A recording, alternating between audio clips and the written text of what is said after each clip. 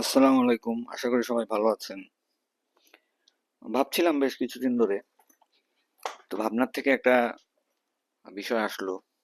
এই ছবিটা আমি এআই দিয়ে বানিয়েছি। এটা একটা এআই জেনারেটেড ইমেজ আমার ভাবনার। আজকাল কেউ গুগল সার্চ করে না ইনফরমেশন ডিরাইভ করার জন্য, সবাই চ্যাট জিপিটি বা গ্রক বা পারপ্লেক্সিটি ব্যবহার করে। ছবিটা যদি আমরা একটু ভালো করে দেখি, বাম পাশে আমরা দেখতে পাচ্ছি যে ইনফেকশাস ডিজিজ যে স্পেশালিটি মডার্ন মেডিসিনের, তারা খুবই সাকসেসফুল এবং হাস্যোজ্জ্বল। ডান পাশে যদি দেখি, আহ, বিষাদগ্রস্ত, হতাশাগ্রস্ত এবং পাজলড অনকোলজি, সেটা মেডিকেল অনকোলজি হোক বা সার্জিক্যাল অনকোলজি হোক। আমার ভাবনা একেবারে অহেতুক নয়, কারণ বিশ্বব্যাপী ক্যান্সার থেকে মৃত্যু হার এখন আশঙ্কাজনক পর্যায়ে চলে আসছে, তো ভাবতেই হবে। আমরা দেখতে পাচ্ছি বাম পাশে যে অ্যান্টিবায়োটিক আবিষ্কারের পরে ইনফেকশাস ডিজিজের চিকিৎসায় অভাবনীয় সাফল্য এসেছে, খুবই কম খরচে এবং খুবই নন ইনভেসিভ ওয়েতে। সেখানে zero residual micro organism achieve করা যায়। খুব কম অর্গানিজমের ক্ষেত্রে লেট রিকারেন্স বা রিল্যাপস হয়। বাট ক্যান্সারের চিকিৎসায় এটা কিন্তু আদিমকাল থেকেই ছিল ওই রোগটা, এখনো পর্যন্ত। হ্যাঁ, সেখানে বড় বড় সার্জারি, দামি কেমোথেরাপি, হ্যাজার্ডাস রেডিওথেরাপি এবং সব জায়গায় অ্যাভেলেবল না ইমিউনোথেরাপি নিয়ে আমরা এখনো পড়ে আছি। এবং আলটিমেটলি বেশিরভাগ ক্ষেত্রেই লেট হইলেও, অনেক দেরিতে হইলেও রিকারেন্স হয়। এবং আমার মনে হয় এটা আমাদের মেনে নেওয়া উচিত যে এটা এক ধরনের ট্রিটমেন্ট ফেলিওর। আমরা যে প্রোটোকল সাজিয়েছি ক্যান্সার ম্যানেজমেন্টের, আলটিমেটলি সেটা যদি 20-25 বছর পরে গিয়েও রিকারেন্স হয়, ultimately this is called failure, ব্যর্থতা। এখন আমরা আসি যে ক্যান্সারের চিকিৎসা আমরা সাধারণত কিভাবে করি। সেটা যে জায়গার ক্যান্সারই হোক, আমরা প্রথমে প্রপার স্টেজিং করি, প্রপার গ্রেডিং করি, তারপরে থেরাপি সিলেক্ট করি।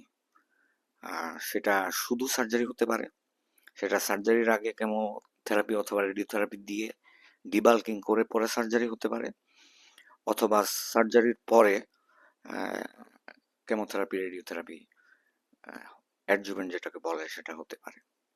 পুরো প্রক্রিয়াটাই কিন্তু বেশ জটিল এবং খুবই এক্সপেন্সিভ, ভেরি ভেরি এক্সপেন্সিভ। যেহেতু ক্যান্সার রোগটা এখন প্রায় ঘরে ঘরে হয়ে গিয়েছে এবং আশঙ্কাজনকভাবে এর থেকে মৃত্যু হার বেড়েছে, আহ, এবং আমার তো মনে হয় যে আমরা এক ধরনের অনকোলজিক্যাল প্যান্ডেমিকের মধ্যেই আছি। আমরা সেটা হয়তো অনুভব করছি না। আমরা অনেক ইনফেকশাস ডিজিজের প্যান্ডেমিক দেখেছি, সেগুলো মোকাবিলাও করেছি মানবজাতি। এবং রিসেন্টলি কোভিডের ভ্যাকসিন আসার পরে আমরা সেটাও মোকাবেলা করলাম। কিন্তু অনকোলজিক্যাল প্যান্ডেমিক যদি হয় কোনোদিন, যদি এখন নাও থাকে, সেটার জন্য কি আমাদের প্রস্তুতি আছে? আমার মনে হয় নেই। আমরা যে প্রপার স্টেজিং করি, এই প্রপার স্টেজিং আমরা কিভাবে করি? আমরা ক্যান্সার ছড়ায় সাধারণত দুইটা ওয়েতে, একটা লিম্ফাটিক স্প্রেড আর একটা হচ্ছে ব্লাড বর্ন মেটাস্টেসিস।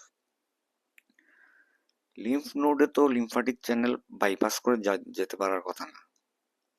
লিম্ফ নোডে কি লিম্ফাটিক চ্যানেল বাইপাস করে যাওয়ার কথা কোনোভাবেই না। তাকে লিম্ফাটিক সার্কুলেশনে প্রবেশ করতেই হবে টিউমার সেলকে। এবং সে খুবই ক্লেভার। সে হচ্ছে তার চারপাশে আমাদের লিম্ফোসাইটের একটা কাভারিং তৈরি করে আমাদের ইমিউন সার্ভেলেন্স সিস্টেম যেটা, সেটাকে একটা বোকা বানায়।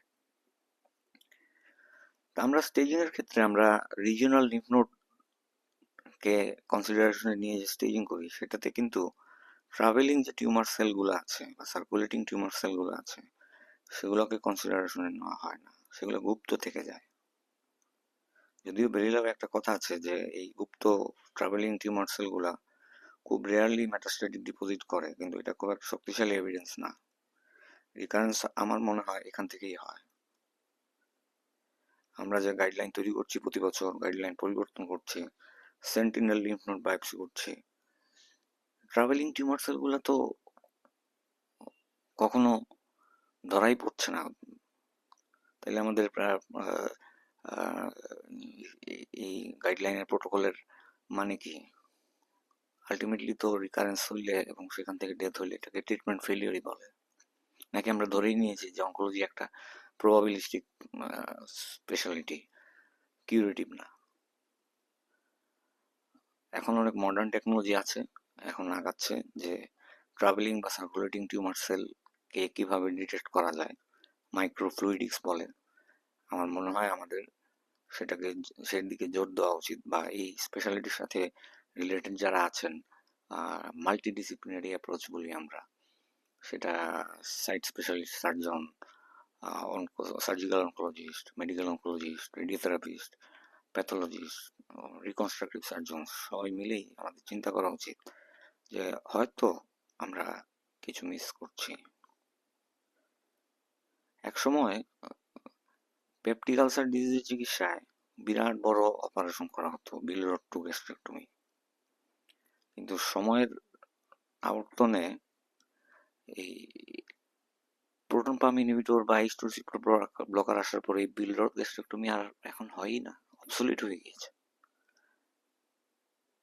কোনো সিম্পলার সলিউশন অবশ্যই আছে এই রোগটার, এবং এটা একটা ডাইনামিক রোগ, কোনো স্ট্যাটিক রোগ না। আমরা যেভাবে স্টেজিং করি ওটা স্ট্যাটিক স্টেজিং, ওটা ডাইনামিক না।